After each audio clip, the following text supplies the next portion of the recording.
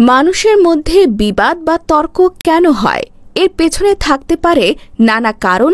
অনিচ্ছাকৃতভাবে কারো প্রতি অন্যায় করা, চাপের মুখে অন্যের ওপর রাগ প্রকাশ করা, ঈর্ষা, অহংকার, নিম্ন আত্মসম্মান বা কেবল ব্যক্তিত্বের সংঘাত।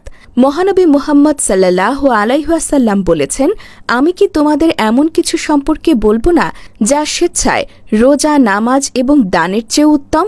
তা হল মানুষের মধ্যে সম্পর্ক স্থাপন করা।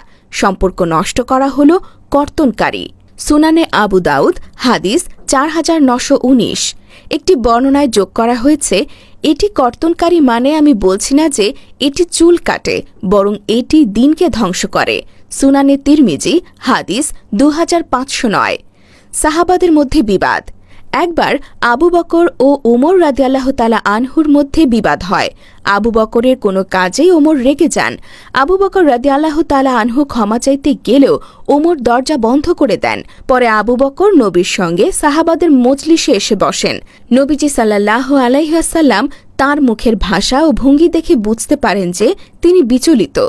ওমর এসে ঘটনার বিবরণ দিলে নবীজি রাগান্বিত হন। আবু বকর তৎক্ষণাৎ নিজের ভুল স্বীকার করে বলেন তিনিই বেশি দোষী। নবীজি দুটি পদক্ষেপ নেন। তিনি আবু বকরকে তার সঙ্গী বলে সম্বোধন করেন এবং সবাইকে দুবার জিজ্ঞাসা করেন, তোমরা কি আমার সঙ্গীকে আমার জন্য ছেড়ে দেবে?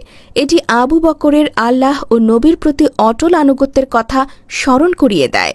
দ্বিতীয়ত, তিনি আবু বকরের সত্যবাদিতার একটি উদাহরণ বর্ণনা করেন।